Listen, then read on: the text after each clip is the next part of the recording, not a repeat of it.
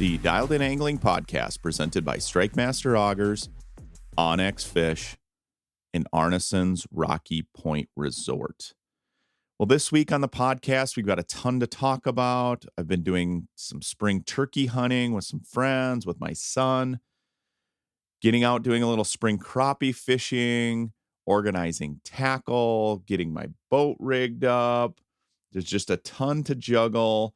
Not to mention, we got the Wisconsin and Minnesota fishing openers coming up. Wisconsin being this weekend, Minnesota being next weekend. So a ton to talk about. Let's talk a little spring turkey hunting. Even though I haven't purchased a license yet, I've been out sitting with my son doing a little calling. I had a buddy, Bill Dietz. He's been on the show before, the Dialed In English show. Bill's a good buddy of mine. He came up. We did a little turkey hunting. He was lucky enough to harvest a big tom. My son and I have been out. We've had some mixed mornings.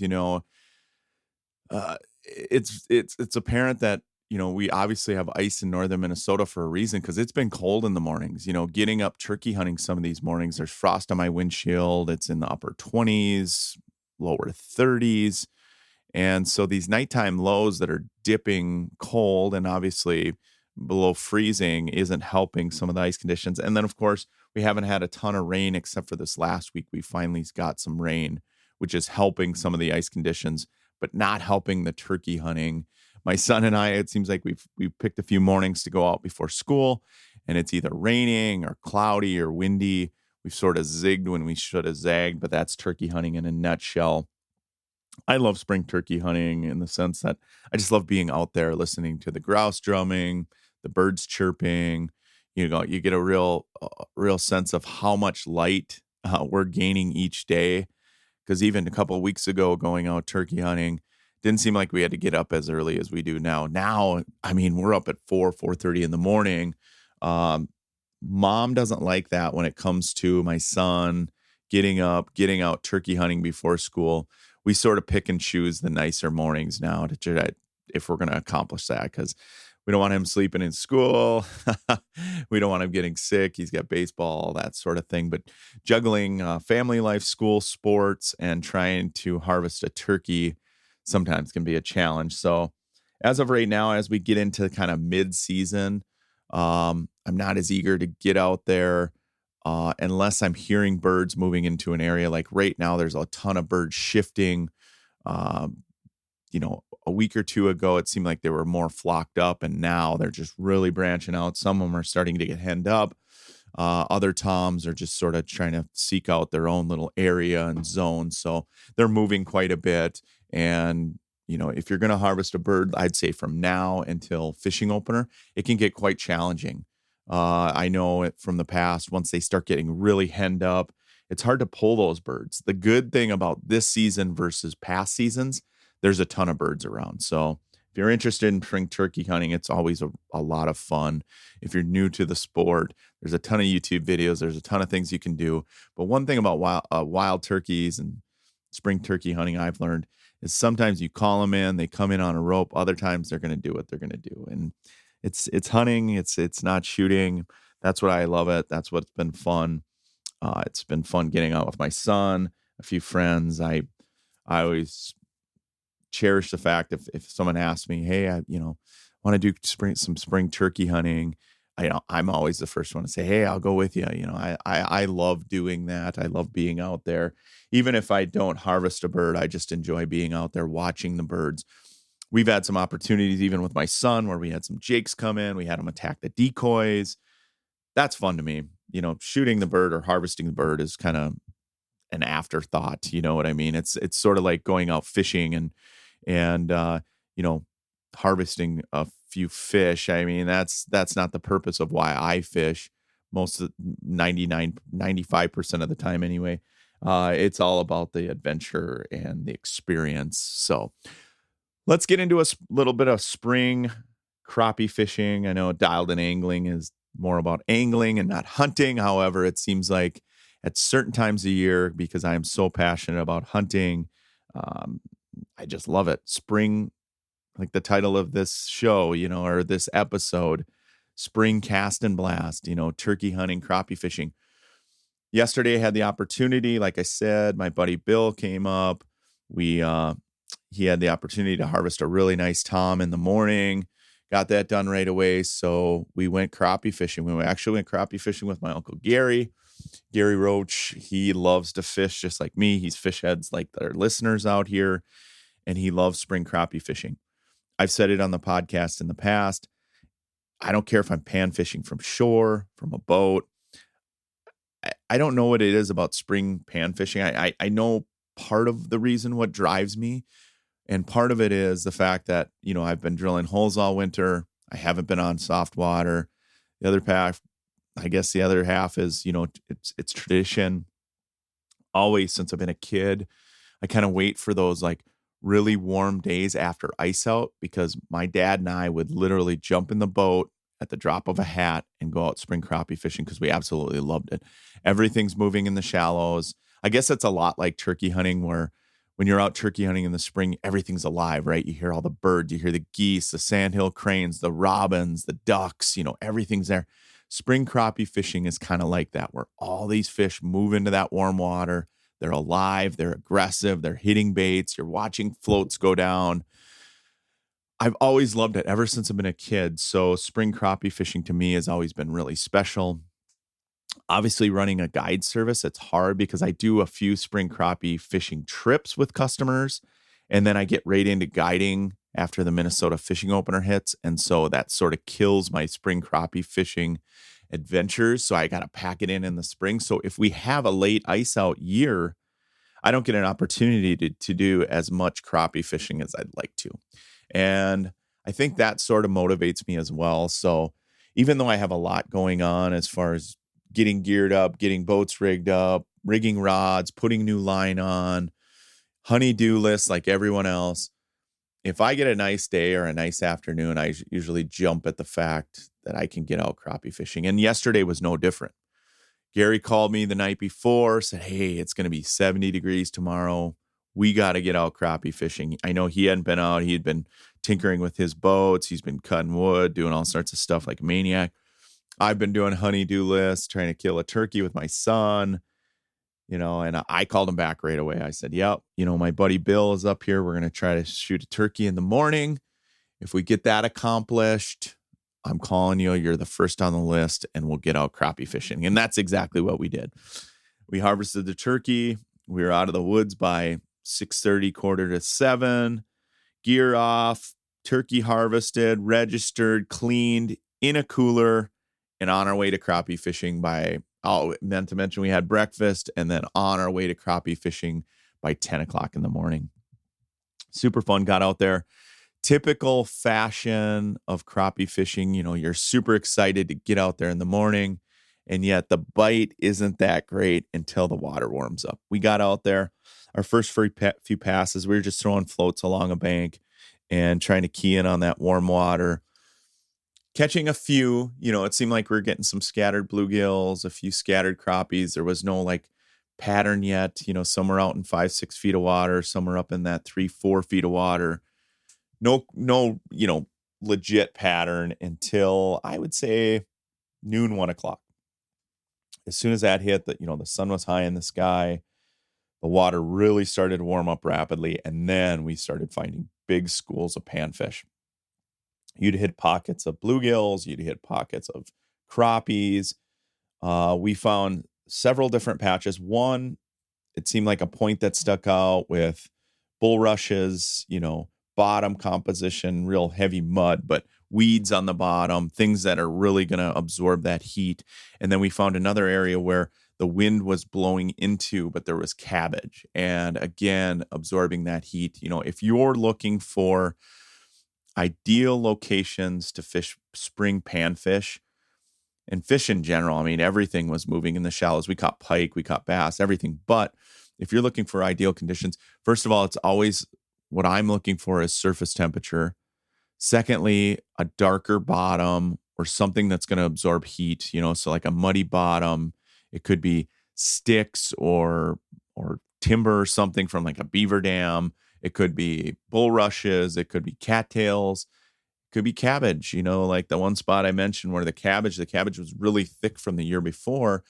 And I think on a year like this where we didn't have a ton of snow, that cabbage didn't completely die off. So it was green in there and it was absorbing that energy, that heat. Even though in the morning it was a little cool, that sun still has a ton of power. So it heats up that water quickly.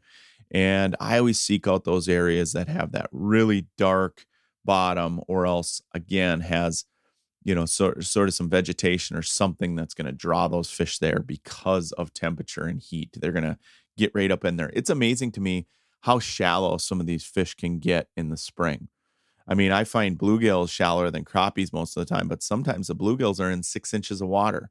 They're right up in there. There's other times where, let's say it's dead flat calm, and those fish are right at the surface. I'm sure you've seen it as anglers where you cast a float in there, or you're driving your boat into a back bay and you see all these fish on the surface kind of dive away. That's a good indication to be quiet, drop your trolling motor, stay away from those fish. In the spring, these fish are extremely spooky. And I think a lot of mistakes anglers make is they come into these areas super hot, right? They drive in, they're casting bobbers, they're making noise, and they're spooking the fish. I always try to keep my boat at a distance where I'm casting, kind of at the end of my cast to get to these fish. And sometimes even your float will spook these fish because they're in such shallow water that I'll use like a casting bubble over the top of like a small plastic or a hair jig or something like that. But I'll cast that float past the fish and then just slowly drag that float into the fish, allowing my presentation to just barely float down to those fish. And I think that's important because these fish are so spooky and they haven't seen baits, they haven't seen boats, they haven't seen things. In the clearer the water, the more these fish are going to be spooked. So keep that in mind. If you're getting into these back bays or these channel areas or these warmer water areas where the water's heating up and these fish are really jetting in there in big time numbers, the spook factor is at like a level 9 most of the time when you're fishing in the spring. So keeping that in mind when we're fishing. And as far as my presentations, I like to use, a 64th ounce jig, 100th ounce jig. Like I said, plastics, hair jigs. I don't use a lot of live bait in the spring. You rarely buy minnows anymore. I know sometimes they can be extremely effective under a plain hook or something like that in really clear water. But unless it's like ultra clear water, ultra finesse fish, I just don't use plastic or live bait. I lean on plastics a lot more. I like straight tail plastics that look like bugs. I tend to use more natural colors in clear water and then the brighter colors in dark water. Some of my real go-tos are, like 13's plastics, those black straight tail plastics with just a really dark black head or a brown jig head, anything of those natural varieties. A lot of the lakes I fish are fairly clear. They're glacial lakes or they're just clear lakes. I fish a couple dark lakes in my area, but most of the time I'm fishing really clear water. And so when I get into these back bays, it seems like blacks and the browns are the best. And don't overlook hair jigs. I know for years people using like flu type of jigs, feathered type of jigs. Those work great, but hair as well. If you can get, some really small micro hair jigs, VMC makes some really small bucktail jigs. They make some smaller marabou, but if you can find some hand tides too, those are always great to cast in shallow waters, especially in clear water, because that marabou hair comes alive, just like the plastics. Today's plastics, like those molded soft plastics, like those little 13 plastics, any of those ice plastics that you use, that's sort of what I lean on right away, like right after ice out. I quickly shift to, quicker presentations. Like as we get towards this weekend and into the next week, we're going to have a real warm up, right? It looks like it's going to be in the 70s down towards the Twin Cities. They could touch 80s.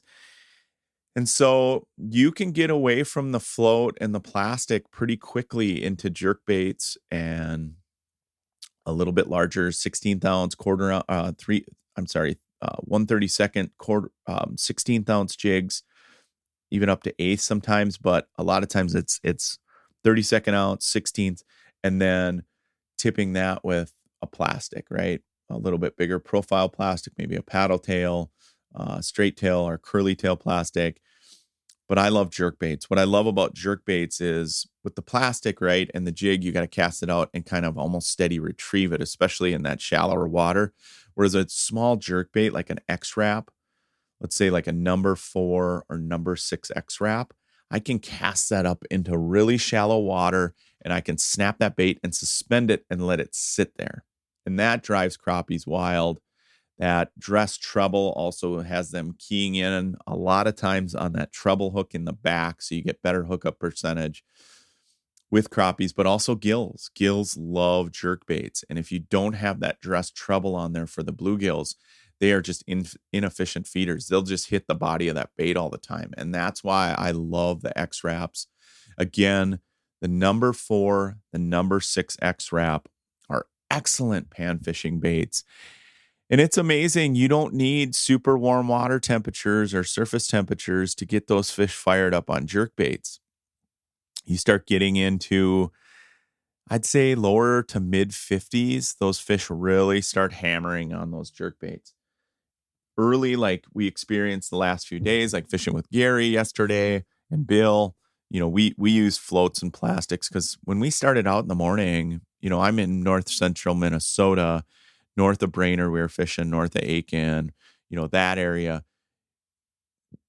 north of Cross Lake. I'm trying to give a kind of a profile of where we're fishing up to Pine River, Longville, that region right now. Surface temperatures were about 50 degrees in the morning, pretty cold. The main lake itself was still in the 40s. I think as we get towards the weekend, those back bays are going to warm up much quicker. But we use floats and straight tail plastics. But as you get towards the weekend, you're going to be able to throw jerk baits. And I love throwing jerk baits for panfish. The biggest thing, whether you're fishing a jerk bait for a crappie or a bass or even a walleye, is adding pauses in the spring. I think people get excited. They start catching a few fish, myself included, and they don't give that bait a long enough pause when the water's cold. And that's the key to fishing jerk baits throughout the year is cold water, fishing that bait slow. As that water starts to warm up, fish start moving that bait a little more quicker, but adding those pauses, switching up your cadence. And then as you get towards the fall again, having to slow down your presentation with the jerk bait and giving the fish what they want. I always let the fish tell me what they do. And I kind of keep a conscious effort of not only the way I'm working the bait, but the length of my pause on a jerk bait. That's basically, I guess I'm not counting in my head, but I'm sort of, keeping track of how long I can pause that bait. Because sometimes you can pause that bait, 10, 12, 15 seconds at a time, right? If those fish are striking it on very long pauses, that's telling me that I need to add more pauses, but also, maybe the water's just a little bit cooler and I need to wait a couple more hours to fish that bait. Cause, especially if the fish in clear water, you can see them following it. Like if you get a lot of fish that are following it, but just won't quite strike, that it's not quite time for jerk baits yet. However, you throw that out there, you twitch, pause, and boom, you get one on. It's game on. Right away. So I always let the fish kind of tell me how I should be fishing the bait and at what speed I should be fishing the bait. Super important key element to fishing, jerk baits in the spring. And I know it's new to a lot of people. I know Jeremy Smith, the Linders, Angling Edge, they've talked a lot about jerk bait fishing for panfish in the past. I have as well. I've shot Midwest Outdoors. I've been on with Fish USA and some other people where I've taken them out, shown them jerk baits in the spring. It's really fun. It is truly my favorite way to catch crappies, using those small jerk baits. And you know what? You're going to catch a few bass. You're going to catch everything on a jerk bait. Just be conscious that if you have a lot of pike, you don't want to lose your jerk baits because I tend to fish a 4-pound test line in the spring. So if I'm getting into areas where there's tons of pike, I tend to back off the jerk bait a little bit just so I'm not getting bit off and I'm not catching all these pike. However, if you get into these schools of crappies like we found yesterday, like that cabbage bed, for example, where the wind was blowing in, the cabbage was just juicy in there. The fish were absolutely loaded up. That would be an area that I would target with the jerk bait coming up here in the next few days. Again, we had to use floats and straight plastics, and I love watching a float go down. I, again, like to use that casting bubble. I think the casting bubble's great. I do kind of the pointy side first, if that makes sense, if you're familiar with the casting bubble. That way you can cast it better, and then that float will stand straight up in the air and then go down slowly. I know a lot of people like the spring clip-on bobbers. Those are great too. Slip bobbers are fine. The thing that I don't like about slip bobbers when I'm crappie fishing, especially with light jigs or in extremely shallow water, is the fact that your line can get twisted, first of all. Second of all, you almost always need a split shot. And if I'm trying to get up into those really tight water areas, I don't want a split shot on there. I want that really light plastic to kind of do its thing. I don't want the weight of that split shot falling and then that presentation falling behind it. Plus, I can't really get that bobber that shallow most of the time. I mean, yesterday, I was varying my depths quite a bit. Like I said in the beginning of the podcast, some of the fish were out in 4 or 5 feet of water. Others were up shallow. So, when you're float fishing, be conscious of being able to vary your depth. And we went out with Gary yesterday in his small boat. We didn't even fire up the live scope. We just kind of hunt and pecked until we found him. We found him pretty quickly. So we were fishing a back bay and it was fun. I still enjoy fishing like that. I don't always have to have a live scope or a forward facing sonar to have a good time. I can float fish and have a great time. Yesterday was prime example of that. But using that casting bubble with most of the time I was fishing about 1.5 to 2 feet down. When we slid out a couple of those spots where, let's say, the shallow water mud flat came out a little bit deeper, and by deeper, I mean 3.5, 4 feet, then I would extend my bait down just a little bit. But most of the time in clear water, I like to stay above the crappies. It's amazing that top water column heats up quickest anyway.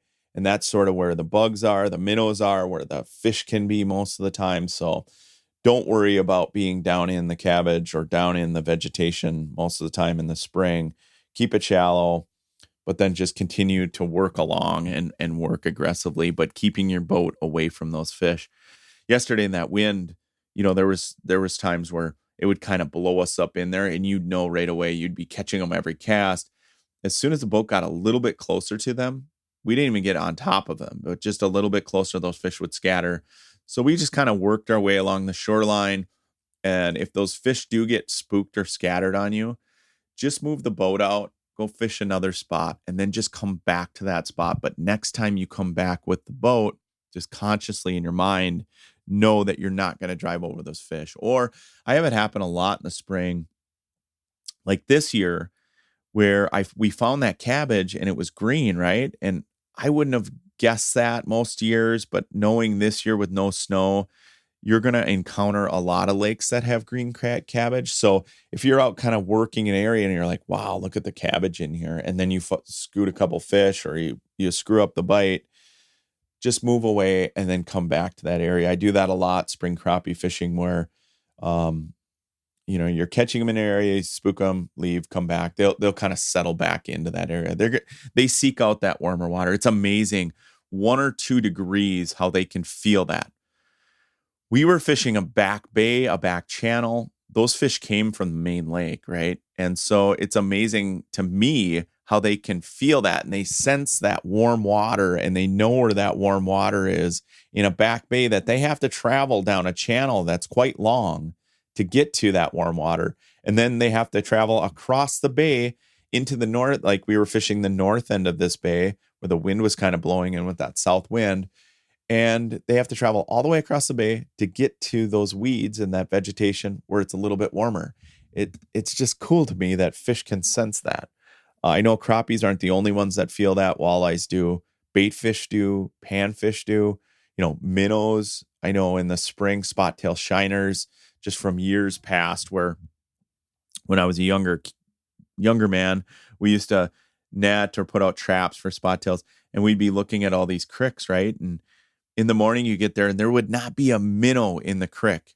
You'd get there in the afternoon when the sun was high and it was warm, and you could have walked across the spot tail shiners. They can feel that warm water. It's incredible. The crappies feel it too. And on that same note, some of these back bays and shallow water areas, you might get out there too early in the morning and they're not quite in there yet. Like we were kind of just finding fish in the morning, and then by the afternoon, they were loaded up. That's where a live scope is extremely effective. You can find these fish out in deeper water that stage up and are getting ready to move in, where they'll move in when it's the warmest part of the day. And then as soon as that sun goes down, they might slip back out of that area, or overnight they slip out of those soft water, shallow water areas.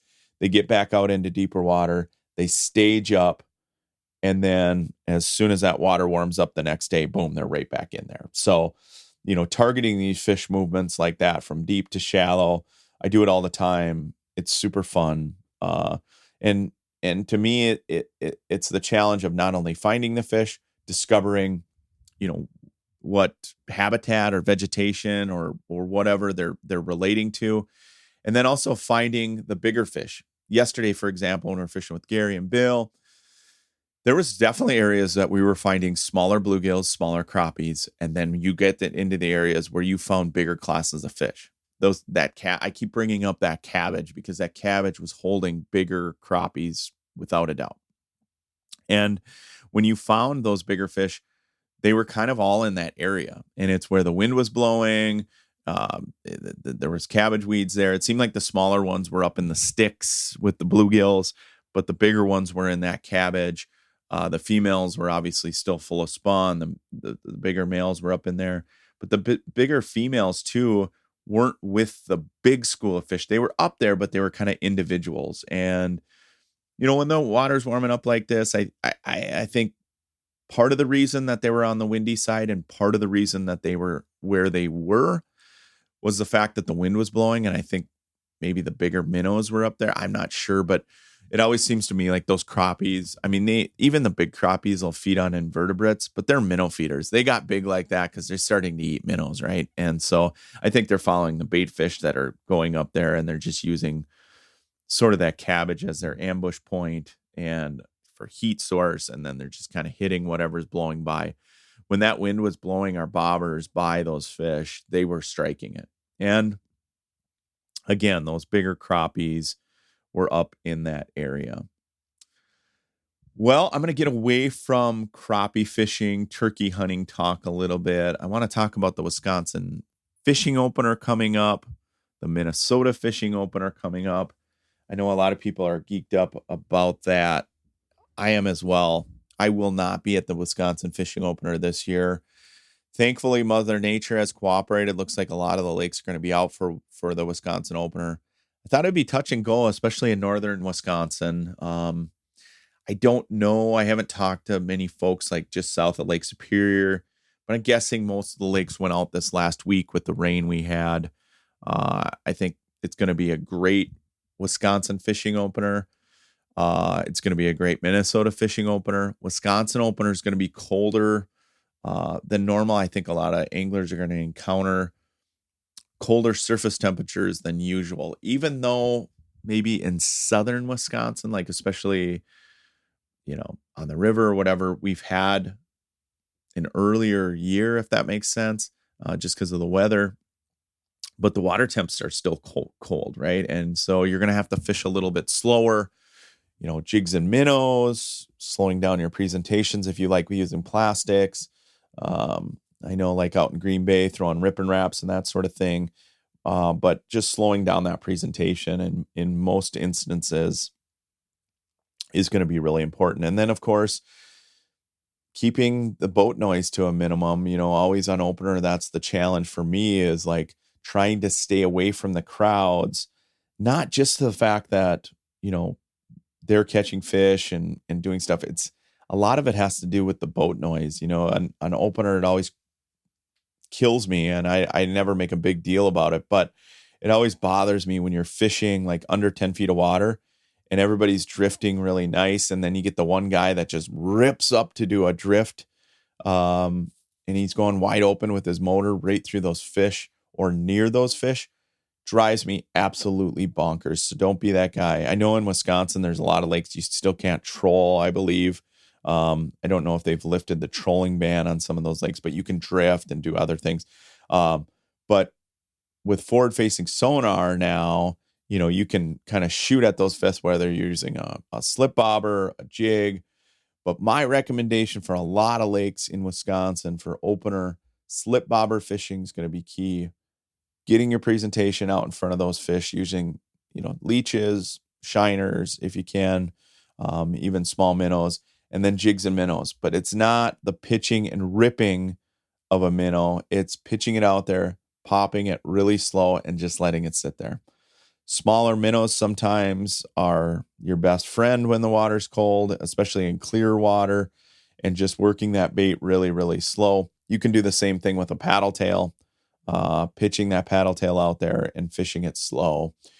Either way, I think with the temperatures this weekend being in the 70s, anglers are going to be out in big numbers. So just trying to stay away from the crowds and then just keeping the noise to a minimum is obviously key. And then finding the fish on your own. A lot of these stocked fisheries in Wisconsin is just like being in Minnesota. Those fish are going to relate to the weeds.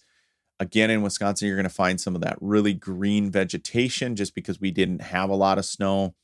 If you can find those areas, especially on the north ends of these lakes where it's going to heat up quicker, if you can find any current areas that are blowing into these lakes, the walleyes are going to be there. They're going to be there in big numbers. Some of these lakes that are natural spawning lakes, you're going to have a lot of males that are still milking. The females should be post-spawn. By this weekend, however, south of Lake Superior, northern Wisconsin, you're still going to have females that are doing their thing. So things are looking up for the opener. Nothing like seeing the forecast in the 70s for fishing opener. Southern Wisconsin will probably be in the 80s, like southern Minnesota is going to be. So good luck to all the Wisconsin anglers out there. Good luck on opener. I know you're just like me. We're chomping at the bit. Next week, we are definitely going to have a full-blown Minnesota fishing opener podcast. So you're going to want to stay tuned to that. Stay tuned. We've got more Dialed In Angling coming your way. Next up, I'm going to talk about gearing up and getting ready. Some of the things that I'm doing to get ready for fishing opener. Not just my boat ready, but my tackle organization, putting new line on my reels. We're going to get into details of that coming up. Stay tuned. We got more Dialed In Angling coming your way. OnX Fish is the best tool I have ever used for finding new lakes to target. Download the app today to get fisheries information in the state of Minnesota and Wisconsin, along with research tools for serious anglers and beginners alike. Filter lakes by species, trophy only, keeper fish, abundance, or all of the above. Plan which lakes to fish with the app, navigate to the accesses, and once you're there, use the OnX best-in-class weather imagery and fishing hotspots to catch more fish.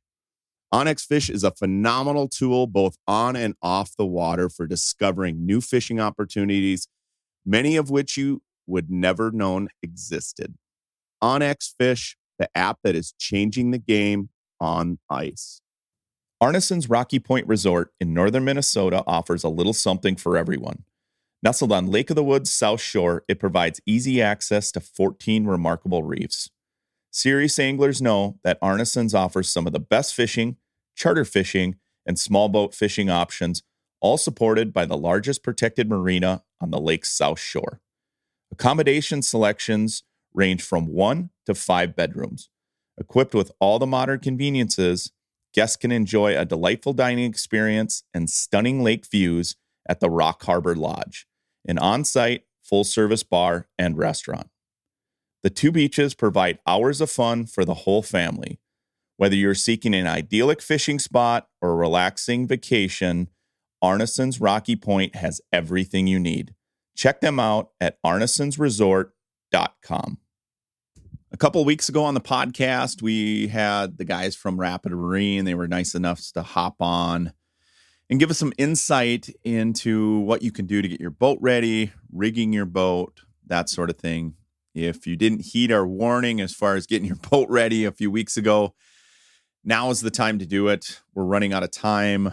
The lakes are warming up this weekend. I think the lakes are going to be busy, not just in Wisconsin, but Minnesota as well. There's going to be a lot of people heading up to their cabins, putting their docks in, putting their boats in. So the ramps are going to be busy.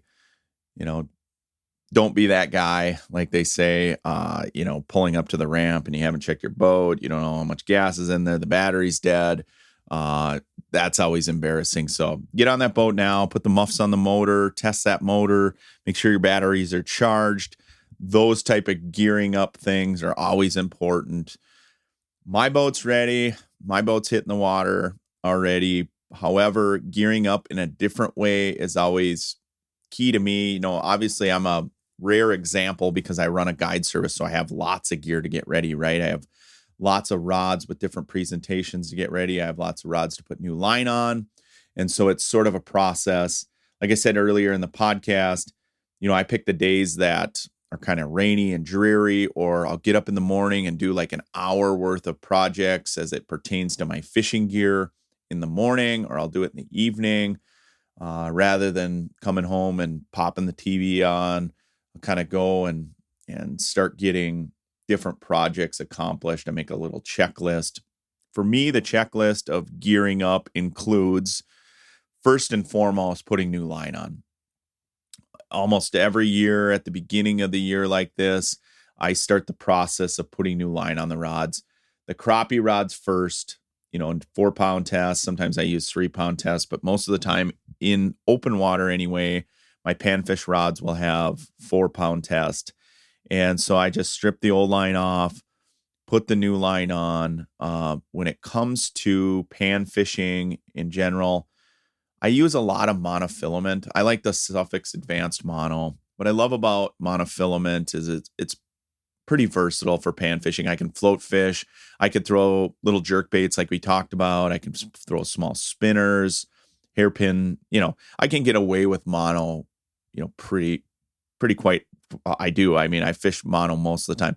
I do use light braids sometimes, like a nano braid on a couple rods, but for the most part, I'm rigging up with mono. And what I've really found, the mono trick that works the best for me, that I use for my panfish rods, I do use a lot of mono for like my bobber rods for power fishing, and now with forward-facing sonar. All of my walleye slip bobber setups are Suffix Advanced Mono. What I like about that advanced mono is the fact that it has low stretch, even though it's monofilament, and it's just good, durable, abrasion resistant line. But the trick that I can give you to spooling monofilament so you don't get a ton of kinks in your line is fill your sink, or fill the sink partway in your kitchen or a wash tub basin or whatever, partway with warm water, not hot water, but warm water. You can even do it with like a dish pan. If you got a dish pan, you don't need to fill the entire sink, but getting that warm water in there, tying your line onto your reel, and then putting that monofilament in that warm water. Now, here's the key to that, is putting the monofilament in there first before you start spooling it. Let that monofilament warm up a little bit, okay? That is a key to getting this line to seat perfectly on your reel. The other thing about putting in the water is it's going to spool correctly off of the spool line onto your reel. So if you're unfamiliar with what I'm talking about, check out some YouTube videos. There's YouTube videos out there of people spooling line in water.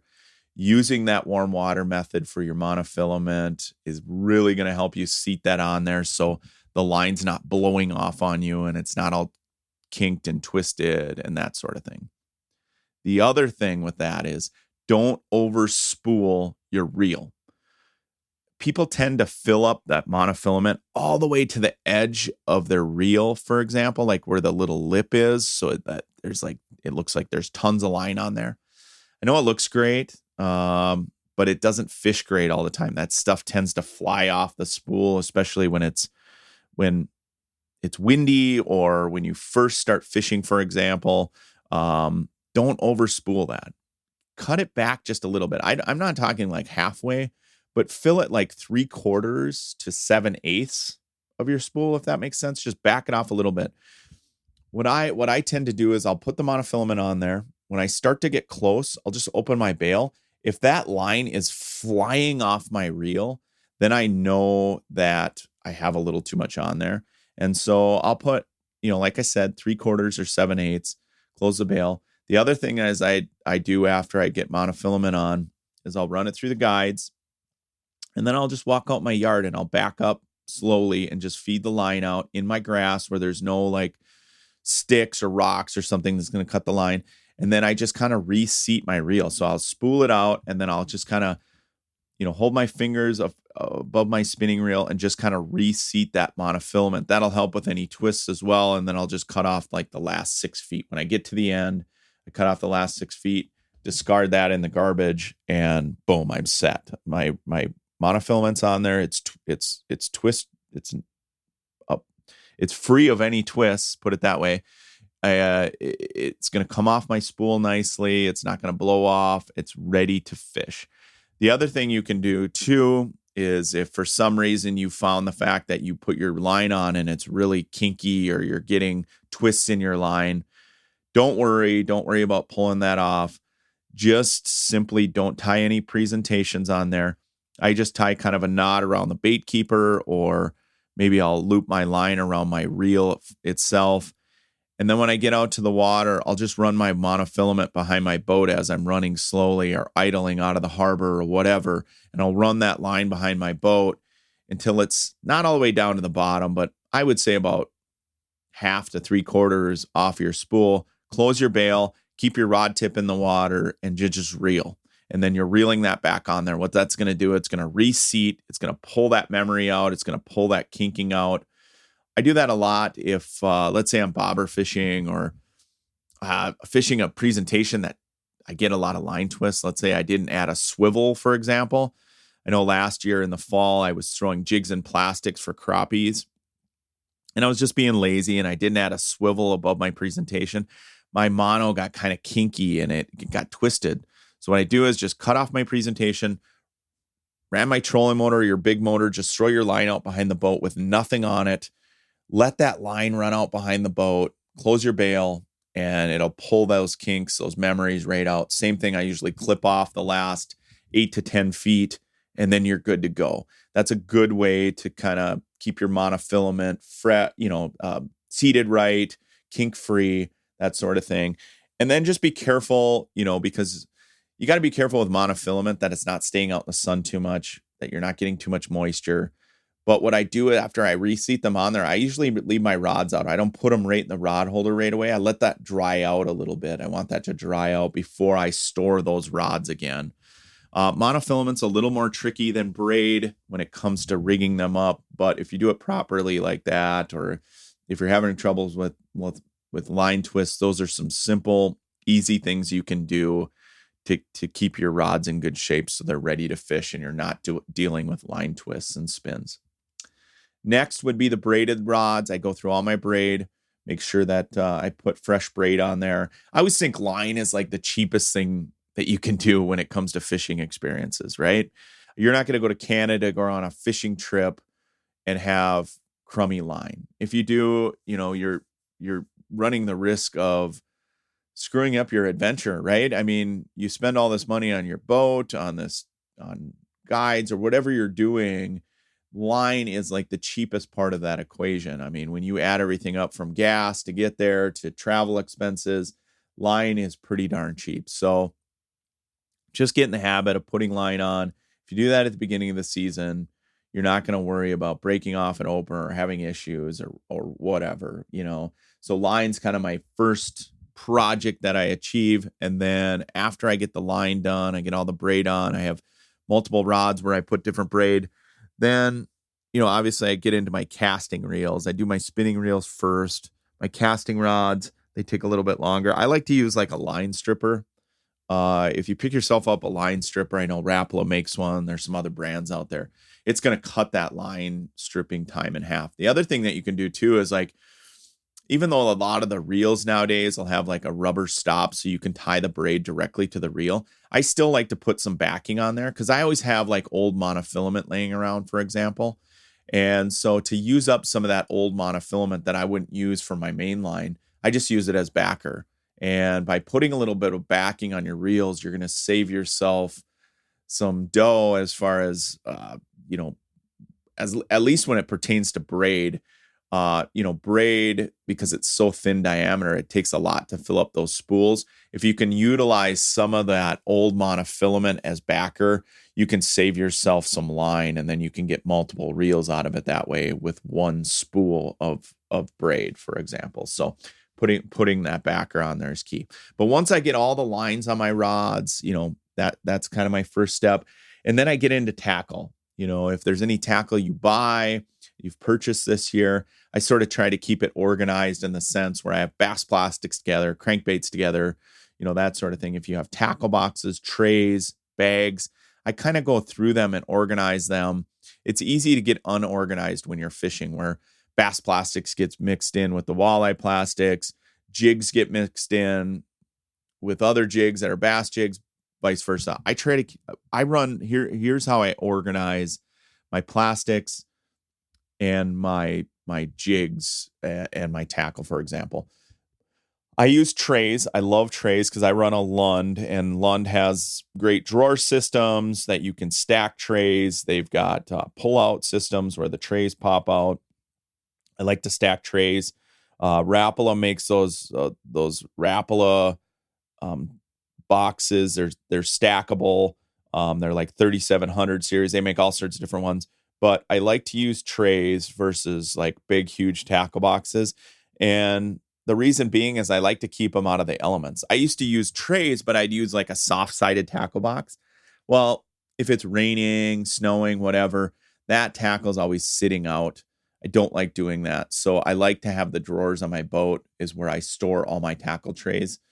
If you've got dry storage on your boat, that's a great way to do it. If your storage isn't exactly dry, I don't know what kind of, boat you have, but if you've noticed like your dry storage isn't dry, I will go and buy like those big 2-gallon Ziploc bags that you can put your trays in. Those are great storage areas to keep those trays dry. Or like those Rapala stacker boxes, they stay really dry. A lot of the boxes now are waterproof, and so the trays are waterproof. So as long as you're not opening them up in the rain, you're not going to get moisture in there. And so I use the trays. I go through each and every tray. I mark the trays on the front with a Sharpie. You could put a sticker on there, Rapala ones, right on the handle. There's a little sticker so you can mark, bass cranks. You can mark walleye jigs, whatever your trays are relating to, or however you organize it. Everyone's different, but your trays, you've got to keep them organized, labeled, so you know exactly what they are. And then I go through each tray. I get rid of the jigs that are rusty, because if you leave a rusty jig in there, it's going to rust out the rest of them. The other ones, if they get a little rust or on the paint or whatever, I just kind of clean up all my jigs, go through all my jigs, make sure that there's not lines still tied on them. I kind of organize them that way. I've got jig trays that are just lead heads. I've got tungsten. I've got hair jigs. I've got, different. I fish a lot of jigs, obviously, as a fishing guide and a multi-species angler. And so I go through the jigs first, because that usually takes the most time. And then I start going through the other boxes, my crankbait boxes, my jig wrap boxes, the rip and wraps. I go through and I do the exact same thing. Make sure there's no line tied on anything. Make sure there's nothing out of place. But before I put the jig trays away, once I've gone through them, I kind of set them out on a shelf. That way I know kind of where they're at. And if there's something that's been misplaced into another tray, I can put it back in the box that it needs to be. Once I've gone through my stack of trays, they go in the boat. That's sort of the final step where I put them in the boat. They're ready to go. Keeping that stuff organized as an angler is important. I do the same thing with plastics. You can store your plastics, however way you want. There's a lot of little storage, soft-sided bags that work great, that fit into drawer systems. I like those little soft-sided bags that your soft plastics go into. For me, again, because I spend a ton of time smallmouth fishing, walleye fishing, I've got a ton of plastics. And so I sort of keep it organized. Bass plastics, walleye plastics. I kind of keep the paddle tails separate from the fork tails, the freeloader minnows, the Crush Cities separate from other baits. And so I know when I'm on the water, I know exactly where something is, because so many times when you're on the water, if you're not organized like that, I can't tell you how many times I've been like, oh man, I need to shift gears from throwing swim baits to like a forktail minnow or a crankbait or whatever. I need to know exactly where that bait's at, and I've got to be able to shift gears instantly and be organized on the water. Really important. Same with your boat systems.